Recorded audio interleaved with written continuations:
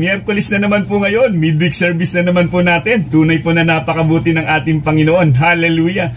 May dahilan para laging magpasalamat at magpuri sa ating Panginoon. Hanggat taglay natin ang lakas, hininga na meron tayo, tunay na lagi tayong magpasalamat sa ating Panginoon. Ang presensya niya, ang yakap niya, patuloy nating nararanasan. Ang pag-ibig niya ay patuloy na nag-uumapaw sa buhay na meron tayo. Sa ating mga Kristiyano, tunay nga pong nahahayag ang kabutihan ng Diyos sa buhay natin. Kaya nga po, sa gabing ito, meron na namang bagong panawagan ng ating Panginoong Diyos at ang layunin nito, mapatatag ang ating pananampalataya. Nawa kapatid, nasa maayos kang kalagayan at patuloy mong nararanasan ang pananabik sa pakikinig ng mabuting balita ng ating Panginoon. At umasa ka, kakatagpuin ng ating Diyos ang lahat ng ating pangangailangan sa pamamagitan ng Kanyang salita at mapapalakas tayo at mapapatatag tayo sa Kanyang mga salita. At ako po'y naniniwala, iisang espiritu, iisang pananampalataya po ang taglay-taglay po natin. Magkakalayo man tayo ng kalagayan ngayon, naroon man kayo sa inyong mga tahanan. Ang naniniwala ako, pinag-isa tayo ng iisang espiritu, iisang pananampalataya at ang kapahayagan ng nais ng ating Panginoon, mapatatag tayo sa Kanyang mga mensahe. Kung naalala po ninyo mga kapatid, nung ako'y nag-share sa inyo nakarang midweek service,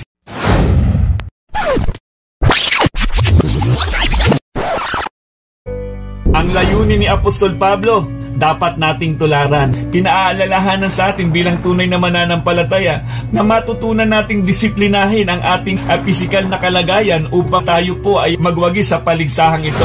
Gaya din ni Apostol Pablo bilang lingkod o mensahero na ginamit ng ating Panginoon, mula nung na-encounter niya ang ating Panginoon doon sa Damascus Road, doon na po nag-umpisa ang desisyon niya. Mahalaga ang determinasyon sa isang tunay na Kristiyano at makikita natin kay Apostol Pablo yan. Kaliwat kanan ang mga pagsubok sa buhay niya, pero hindi siya tumigil. Huwag nating hahayaan na tayo po masyado nag-i-enjoy sa mundo. Dapat meron tayong panahon bago maghanap buhay, magtrabaho, mayroon man lang tayong baong-baong salita ng Diyos. Paano ang mga pwede nating matutunan sa buhay ni Apostol Pablo? Ang unang punto na nais kong i-share sa inyo, yung kanyang katiyakan ng paglilingkod. Mahalaga po mga kapatid ang disiplina. Hindi po pwede na para bang Kristiyano ka na, para bang napaka-careless pa ng buhay mo. Naging maingat din po tayo bilang mga Kristiyano dahil alam natin Kristiyano tayo. Maraming mga taong nakatingin sa atin. Pangalawa po mga kapatid, konsentrasyon sa paglilingkod ni Apostol Pablo. Mahalaga ang time management sa ating mga Kristiyano upang mailaan natin ng maayos ang ating oras. Bilang mga pastor na nakita namin, kahit umulan pa yan, kahit ano pang kalagayan, aatin ng mga gawain yan. Walang mga dahilan, walang pwedeng magpahina sa kanila pagdating sa paglilingkod dahil nga ang banal na Espiritu ng Diyos, nakikinig sila sa conviction ng banal na Espiritu ng Diyos. Sa bawat desisyon natin, sa bawat kilos natin, dapat si Kristo ang laging naluluwalhati. Yan ang nakita natin kay Apostol Pablo. Sa bawat paghihirap niya, sa bawat pagdurusa niya, nahahayag si Kristo na kanyang kasama. Pangatlo po mga kapatid, katatagan sa paglilingkod. Marami sa kanyang mga sulat, yung 13 epistle niya, nasulat niya ito nung nakakulong siya. Kaya hindi maganda ang kanyang kalagayan. Pwedeng magdahilan si Apostol Pablo pero hindi natin nakita na nagreklamo si Apostol Pablo. Hindi pinabayaan si Apostol Pablo kahit nasa kulungan. Yung kagalakan, yung kapayapaan, yung joy na nanatili kay Apostol Pablo. Dumating sa buhay niya na pinananabikan niya na makaharap ang ating Panginoong Jesucristo. Ikaw kapatid, dumating na ba sa buhay natin na nananabik ka na makaharap ang ating Panginoong Jesucristo? Tunay pong napagpala tayo sa mensahe ng ating Panginoon at ngayon na naman mga kapatid, may bagong panawagan ng ating Panginoon. Ang layunin nito mga kapatid, patuloy tayong katagpuin ng Diyos sa lahat ng ating mga pangangailangan. At lalong-lalo na po sa pagkaing espiritual, higit nating kailangan ito mga kapatid para mapatatag ang ating pananampalataya. Kaya nga mga kapatid, ang ating pong pag-aaralan ngayon ay paano mamuhay tulad ng matatalino. Hallelujah! Sa mundong ating kinalalagyan, paano nga ba tayo mamumuhay bilang isang matalino? Alam naman po natin kapag sinabi ito, karunungan na nagmumula sa ating Panginoon. Na kung naalala po ninyo, yung isinare ko sa inyo, yung karunungan na nagmumula sa ating Panginoon, dadalhin tayo nito sa isang pamumuhay na may kabanalan. Yan ang nais ng Diyos sa tunay na mga Kristiyano, sa lahat ng mga mananampalataya. Kaya nga, Ang Diyos tumawag ng mga pastor, tumawag ng mga mangangaral para hindi tayo pabayaan o para patuloy tayo lumago sa ating pananampalataya. So mga kapatid, ako po'y naniniwala na handa ka ng makinig ng mabuting balita ng ating Panginoon. Sige po, basahin po natin mga kapatid ang ating scripture reading. Matatagpuan po natin ito, sulat po ito ni Apostol Pablo sa mga taga-Efeso chapter 5 verse 15 to 16. Hallelujah! Sige po, kung may mga Biblia po kayo, maganda, basahin din po ninyo.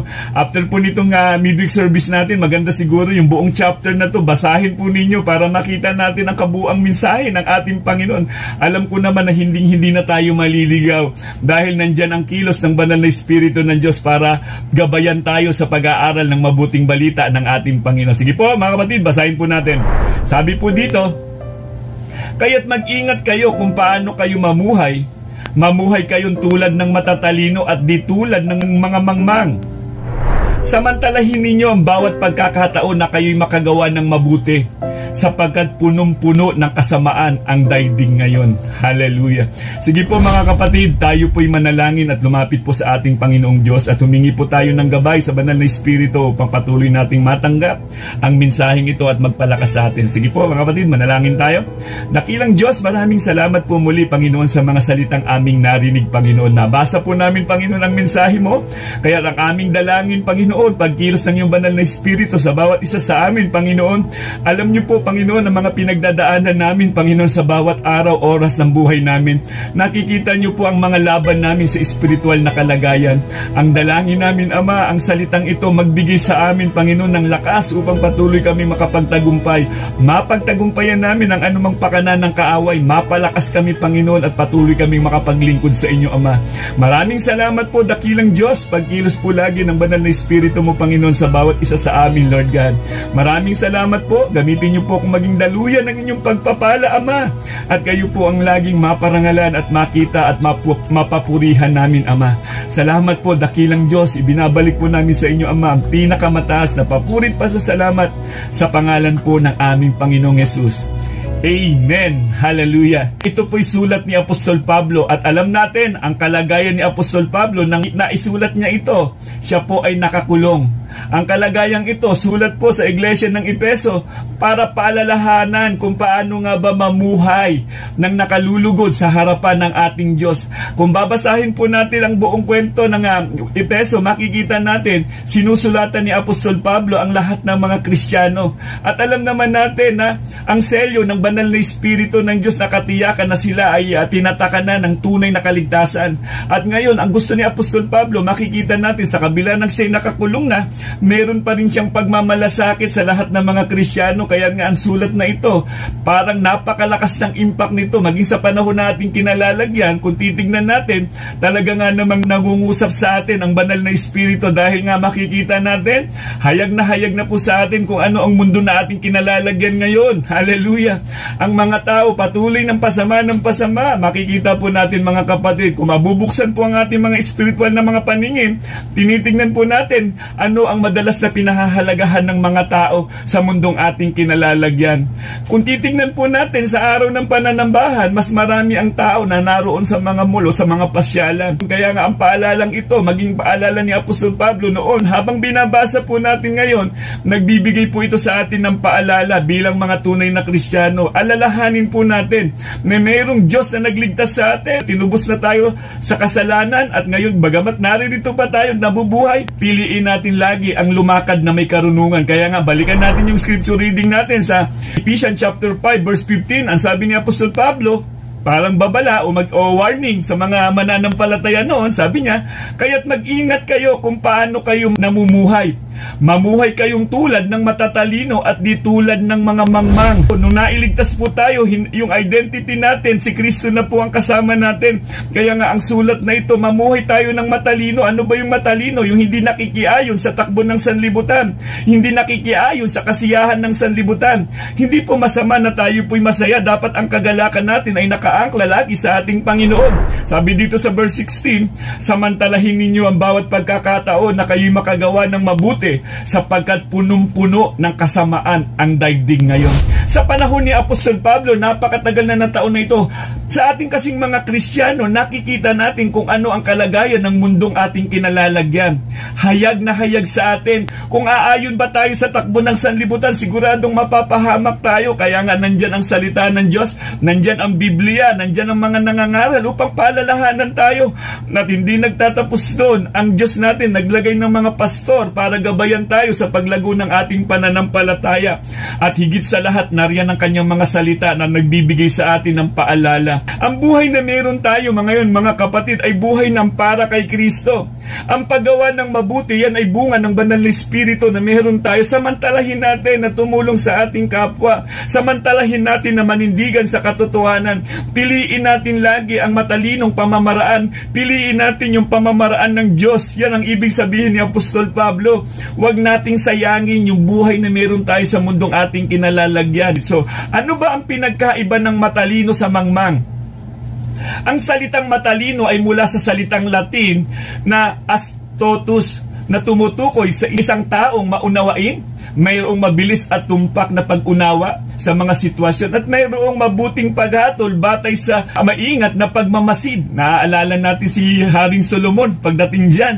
Alam naman natin yung hustisya ni Haring Solomon doon sa dalawang babaeng patotot. Hindi agad-agad nagbibigay ng hustisya si Haring Solomon. Ginamit niya ang karunungan na nagmumula sa ating Panginoon. At tayo din po, mga kapatid, meron na rin pong karunungan. Parang continuation lamang po ito ng yung karunungan na nagmumula sa Diyos. Ngayon meron na tayong karunungan. Paano natin gagamitin ito sa panahon na ating kinalalagyan? Samantalang ang salitang mangmang naman ay isang hindi kaaya-ayang katawagan para sa mga mamamayang hindi marunong bumasa, sumulat o nagpapahiwatig ng kawalan ng kaalaman at karunungan ng isang tao.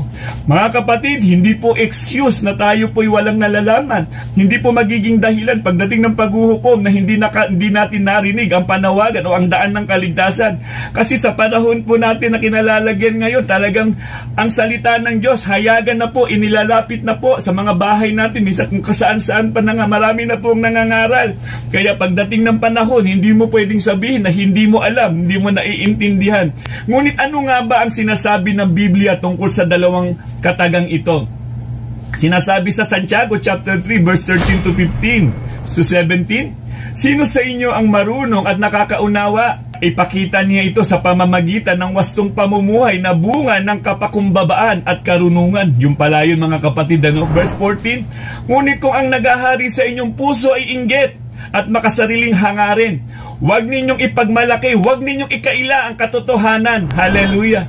Ang salita ng Diyos talaga ang nagbibigay sa atin ng tunay na gabay para natin maunawaan ang salita ng ang pamantayan ng Diyos. Sa verse 15, ang ganyang karunungan ay hindi galing sa Diyos, kundi sa makasanlibutan, makalaman at mula sa dyablo. Napakadelikado ng ganyang kalagayan.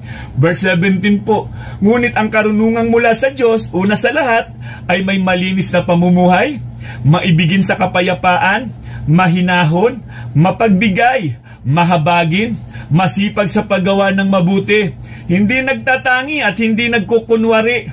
Hayag na hayag talaga sa tunay na Kristiyano kung siya man ay nagtataglay ng karunungan na nagmumula sa Diyos. Makikita natin ang ganyang karakter sa isang tunay na Kristiyano. Hindi agad napapainit ang ulo, merong self-control, bunga ng banal na Espiritu ng Diyos. Karunungan na nagmumula sa Diyos na kailangan nating i-apply sa mundong ating kinalalagyan.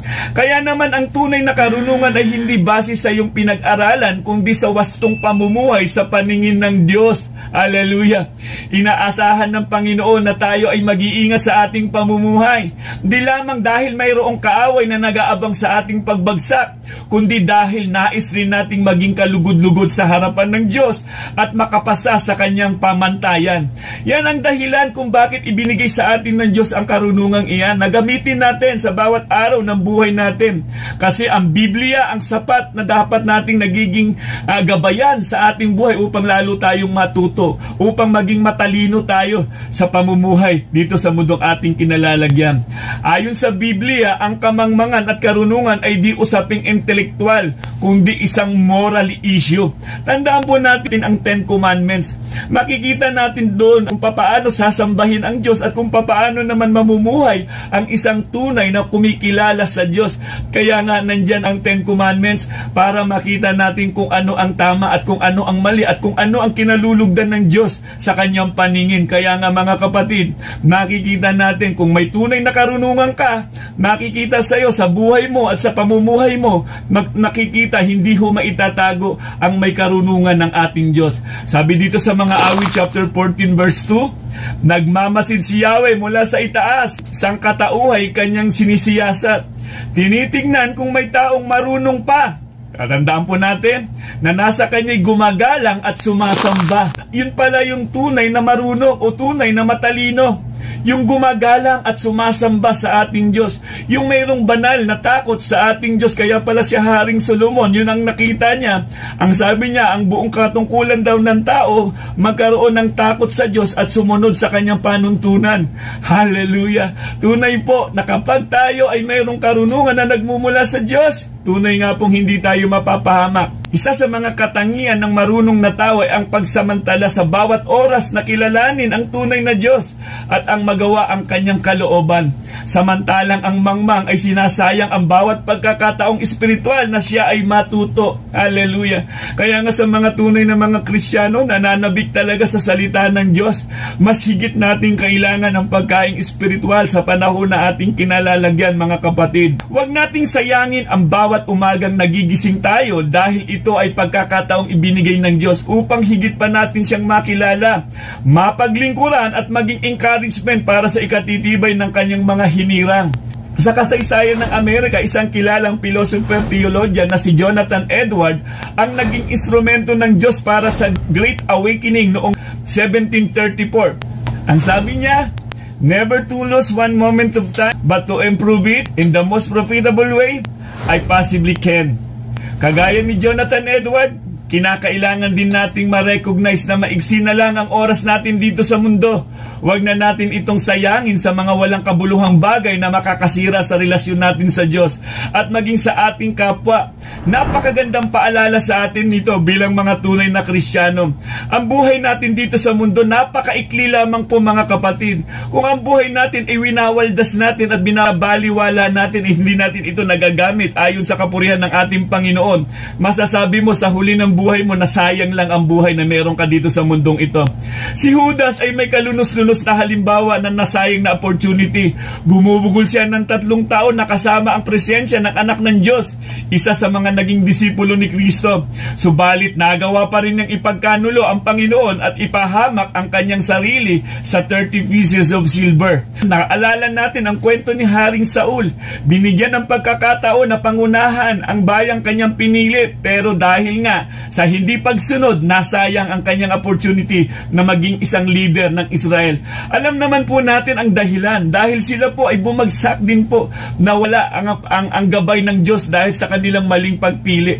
Alam po natin mga kapatid na napakahirap sa isang tunay na Kristiyano. Alam mo na ang mabuti, alam mo na kung ano ang tama at mali, pero mas madalas, mas pinipili ang mali. Napakahirap niyan mga kapatid, kasi kung sinasabi natin Kristiyano tayo, may gabay na tayo ng banal na Espiritu ng Diyos. At ang Espiritu ng Diyos ang siyang patuloy na kumikilos sa atin, gumagabay sa atin para gawin kung ano ang mabuti at kung ano ang tama at nakalulugod sa ating Panginoon. Kaya nga mahalagang paalala sa atin ito, sulat ni Haring Solomon, ang ating memory verse, ang Mga Ngaral chapter 7 verse 4. Anong sabi ni Haring Solomon?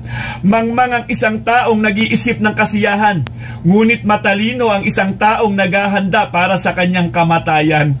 Hallelujah! Napakagandang paalala nito mga kapatid. Ang kamatayan, pinaghahandaan po yan mga kapatid. Hindi dapat kinatatakutan ng mga tunay na Kristiyano ang kamatayan.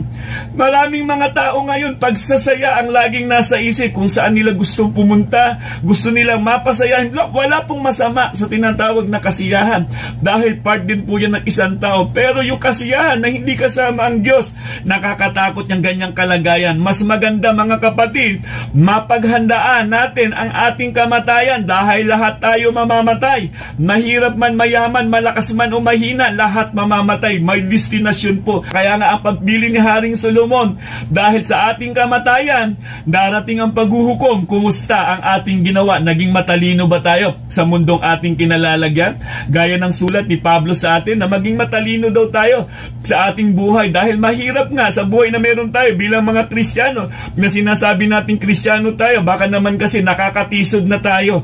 Mahirap mga kapatid, kaya nga ang banal na Espiritu ng Diyos nasa sa atin na. Kapatid, nasa iyo ba ang banal na Espiritu ng Diyos? Kaya naman ngayon sa gabing ito, paano nga ba tayo makalalakad ng matuwid at matalino sa mundong puno ng kasamaan?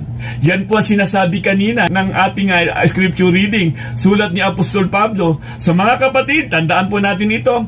May 5 po akong ibabahagi sa inyo kung paano natin magagamit ang ating talino sa mundong ito upang maparangalan din po natin ang ating Panginoon. Unang-una po, sikapin natin ang pagpasok sa makipot na daan. Hallelujah.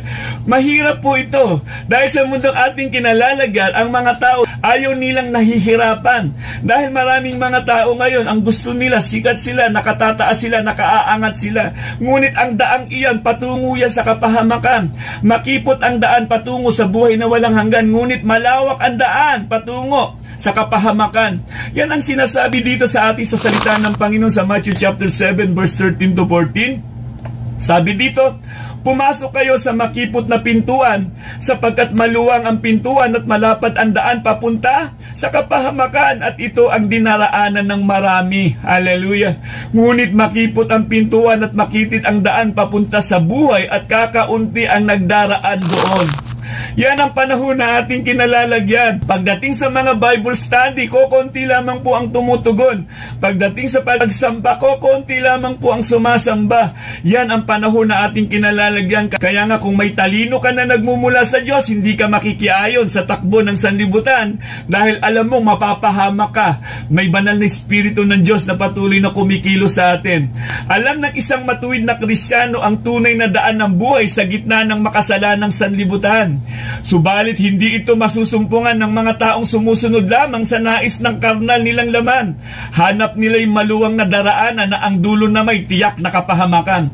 Tanging mga taong nagnanasang mahalugod ang Diyos sa kanilang buhay ang makatatahak sa makipot na daan. Hallelujah! Dahil nga ang banal na Espiritu ng Diyos ang siyang gumagabay sa mga totoong Kristiyano na nagsasabing Kristiyano, naninindigan sa katotohanan yan. Mga kapatid, alam niyang pahalagahan kung ano ang mahalaga para sa Diyos. Meron siyang talino na nagmumula sa ating Panginoon. So, yan po yung unang-una nating tatandaan. Unang P, sikapin natin ang pagpasok sa makipot na daan. Pangalawa po mga kapatid, sikapin natin ang pagsunod sa liwanag na daraanan. Hallelujah! Alam na natin ang liwanag na tinutukoy dito, ang ating Panginoong Jesucristo at ang salita ng Diyos na nahahayag sa panahon na ating kinalalagyan. Huwag na po tayong babalik pa sa kadiliman. Mahirap yung ganong kalagayan. Kaya nga ang salita ng Diyos lagi pong nagpapatuloy sa atin na paalalahanan tayo, palakasin tayo sa ating pananampalataya. Kaya nga gaya ng sinasabi dito sa John 3:19 to 21, ganito ang paghatol ng Diyos, naparito sa sanlibutan ng ilaw, ngunit inibig pa ng mga tao ang dilim kaysa liwanag, sapagkat ang kanilang mga gawain ay masasama. Kinasusuklaman ng mga gumagawa ng masama ang ilaw ni hindi lumalapit dito upang hindi mahayag ang kanilang mga gawa.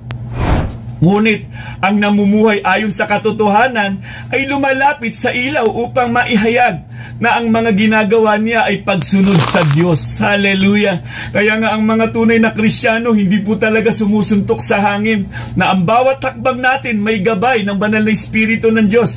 May liwanag. Alam natin sa bawat hakbang natin, sa bawat paglapit natin sa Diyos, sa bawat paglilingkod natin sa Diyos, alam natin nasa liwanag tayo. Meron tayong tamang kaisipan, meron tayong tamang talino sa ating paglakad sa mundong ating kinalalagyan. So ano ba ang magbibigay ng liwanag sa ating daraanan? Ang sabi dito sa mga awit chapter 119 verse 105, Salita mo'y isang tanglaw na sa akin ay patnubay. Sa landas kong daraanan, liwanag na tumatanglaw. Hallelujah! Yan ang salita ng Diyos. Napakahirap sa isang tao na kapag wala kang salita ng Diyos sa buhay mo, siguradong mangangapa ka sa kadiliman. Pero kapag alam mo na ang salita ng Diyos, siguradong ang liwanag niyan, nagniningning ka. Kaya nga, sa mga tunay na nakipag-isa sa ating Panginoong Hesukristo, hindi na po nangangapa sa kadiliman. Sigurado na ang tinatahak natin. Magpatuloy lamang po tayo kahit may mga pagsubok na pinagdadaanan. Kawikaan chapter 4 verse 27, huwag kang liliko sa kaliwa o sa kanan. Humakbang ng papalayo sa lahat ng kasamaan. Hindi magkukulang ang salita ng Diyos para gabayan tayo sa ating pamumuhay. Nariyan ang salita ng Diyos. Matalino ka kung marami kang alam na salita ng Diyos at ina-apply mo ito sa araw-araw ng buhay mo, kapatid. Makikita natin ang ilang mga kabataan na inuubos ang oras sa masayang pag-iinom at kasiyahan na para bang di nila alintana na baka huling araw na niya ito. Kaya naman dapat nating tularan ang panalangin ni Moses. Ano ang panalangin ni Moses? Mga Awit chapter 90 verse 12. Dahil itong buhay namin maikli lang na panahon, itanim sa isip namin upang kami dumunong. Hallelujah! Yan dapat ang maging panalangin natin. Humingi tayo lagi ng karunungan sa ating Panginoon na para bang kung minsan nawawalan na tayo ng wisdom, hindi na natin alam kung paano magdesisyon. Maliwanag naman sa sinasabi sa Santiago na ang sino man daw nagkukulang ng karunungan, sa Diyos humingi ng karunungan dahil sa Kanya nagmumula ang karunungan. Kaya nga kapatid, kung may pagkaunawa ka kung sino yung Diyos sa buhay mo, huwag kung kani-kanino ka pupunta. Tamang Diyos ang dapat lapitan. So paano nga ba tayo makalalakad ng matuwid at matalino sa mundong puno ng kasamaan? Una po, sikapin po natin ang pagpasok sa makipot na daan. Sikapin natin ang pagsunod sa liwanag na daraanan. Pangatlo mga kapatid, sikapin natin ang pag-iwas sa posibleng mga panganib. Sa ating kasing mga Kristiyano, alam na po natin kung ano yung panganib. Kung sakali man ikaw binata o dalaga, alam mo ang sinasabi ng salita ng Panginoon na huwag kayong makikipamatok sa hindi ninyo kapananampalataya. Kaya huwag na nating ihakbang ang ating paa na alam mo nang mapapahamak ka. Magandang sumunod tayo kung ano ang sinasabi ng salita ng Diyos. Dahil dyan makikita na matalino ka, may karunungan kang galing sa Diyos. Ipanalangin, huwag pa iiralin agad ang puso. Kapag tumibok agad ang puso, hindi agad susundin yan. Kailangan yan ipanalangin. Kailangan yan ilapit sa Panginoon. Para sa mga kabataan, hindi po mapahamak.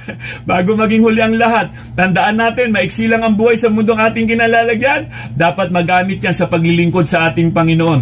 May mga taong lumalakad ng walang pakundangan sa anumang kahihinatnan ng mga mali nilang desisyon sa buhay. Napaka-careless. Maraming mga taong ganito sa panahon na ating kinalalagyan. Kaya nga ang sabi sa Kawikaan chapter 22 verse 3 and 4, kung may dumarating na panganib, ang matalino'y nag-iingat, ngunit di ito pansin ng mangmang, kaya siya'y napapahamak. Ang paggalang at pagsunod kay Yahweh at ang kapakumbabaan ay nagbubunga ng yaman, buhay at karangalan. Hallelujah! Kaya wag babaliwalain ang ating Diyos. Kaya wag babaliwalain kung ano ang pamantayan ng Diyos. Dapat matutunan natin laging sumunod sa liwanag na nagmumula sa ating Panginoon, mga kapatid. Kaya ang bawat oras na nasasayang ay ipagsusulit natin dahil hindi aksidente ang ating paglagong espiritual. Hallelujah! Ipanalangin natin at saliksiking mabuti ang pinakamainam na plano ng Diyos. Dahil siya ang magbibigay ng pinakamahusay na paraan upang mamuhay dito sa mundo. Balikan po natin mga kapatid, paano po nga ba tayo makakalakad ng matuwid at matalino sa mundong puno ng kasamaan? Sikapin po natin ang pagpasok sa makipot na daan. Sikapin natin ang pagsunod sa liwanag na daraanan. Sikapin natin ang pag-iwas sa posibleng panganib. Pang-apat po mga kapatid, sikapin natin ang paglakad kasama ang Panginoon. Hallelujah! Sa anumang lakad at desisyon ng buhay natin, lagi nating isipin, lagi nating ipasakop sa Diyos ang lahat ng ating gagawin. Tiyakin mo na lagi mong kasama ang Diyos sa buhay mo. Tiyakin mo na ang bawat pagpili mo ay inalulugod ang Diyos. Tandaan po natin si Enoch ay isa lamang simpleng Kristiyano na nabuhay bago ang kapanahunan ni na Abraham at Noah. Subalit kapuna-puna ang naitala sa Biblia ukol sa kanyang buhay. Mababasa po natin sa Genesis chapter 5 verse 22 to 24. 300 taon pang nabuhay si Enoch na kasama ang Diyos at nagkaroon ng iba pang mga anak. Umabot siya ng 365 na taon.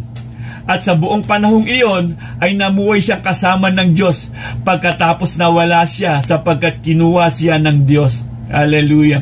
Nakita po natin, nalugod ang Diyos dahil siya lamang po ang nakita ng Diyos na namuhay, nakasama siya. Sa buhay na meron tayo, tandaan po natin ang Diyos natin galit sa kasalanan. Oo, naiintindihan natin minsan nagkakamali tayo, pero dapat tiyakin natin ang higi lagi ng tawad sa ating Diyos na ang Diyos natin mahabagin. Laging handang magpatawad sa ating mga kasalanan at muli niya tayong pinalalakas. Tinutulungan niya tayo upang mapagtagumpayan ang anumang mga kasalanan.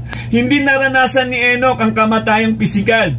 Siya ay nawala na lamang dahil kinuha siya ng Diyos. Nangangahulugan si Enoch ang kauna-unahang na-rapture. Tayo din pong mga Kristiyano, umaasa din po tayo na mararapture din tayo. Yan ang ating paniniwala at pananampalataya, at kung sakali mang hindi tayo madatnan ng rapture, at sigurado naman tayo, may katiyakan po ang ating kamatayan sa piling ng ating Panginoong Hesukristo. Alam naman po natin kung gaano kahalaga ang ginawa ni Kristo doon sa krus ng Kalbaryo.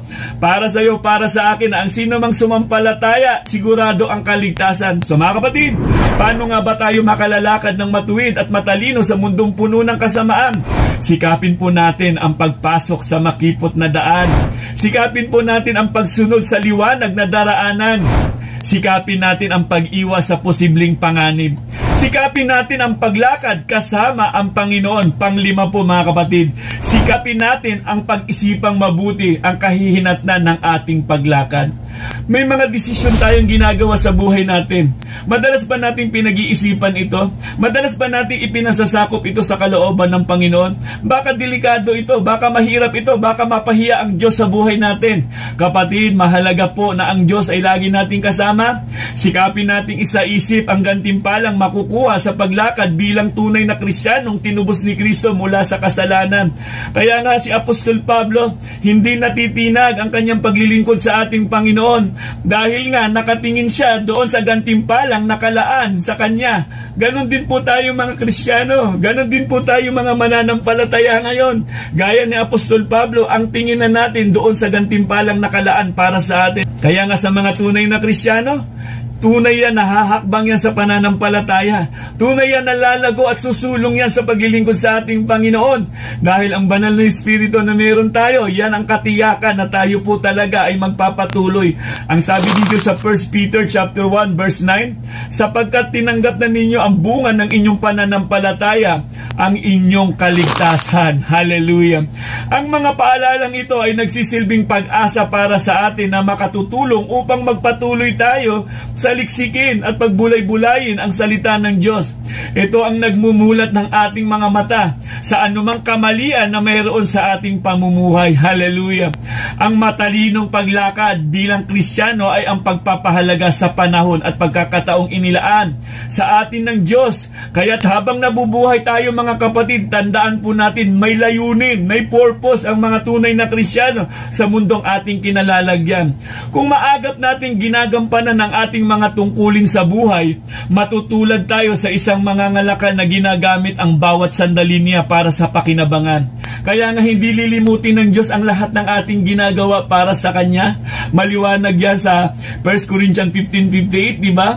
Tunay ang Diyos, tapat ang Diyos mga kapatid, kaya huwag tayong mapagod, huwag tayong panghinaan ng loob mga kapatid sa panahon na ating kinalalagyan. So, mayroong dalawang option kung hindi natin gagamitin ang ating oras para sa Diyos.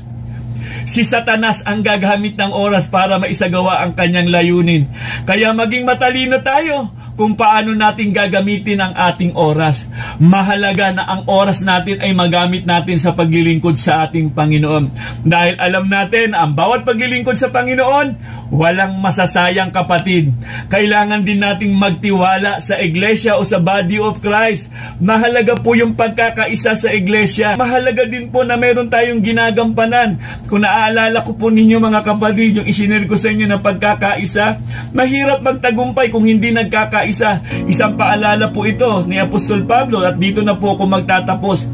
1 Corinthians chapter 12 verse 21. Hindi rin naman masasabi ng mata sa kamay, Hindi kita kailangan ni ang ulo sa paa. Hindi ko kayo kailangan. Mga kapatid, sa isang body of Christ, mahalaga ang bawat isa. At ang bawat isa sinangkapan ng banal na Espiritu ng Diyos. Meron tayong kanya-kanyang talento na dapat nating ginagamit sa katawan ni Kristo. Ang layunin nito upang mapatatag ang katawan ni Kristo. Ikaw at ako, merong gagampanan, kapatid. Kailangang makita natin ito. Yung talino na meron ka, piliin natin lagi na papaluguran ng Diyos na makapangyarihan sa buhay natin.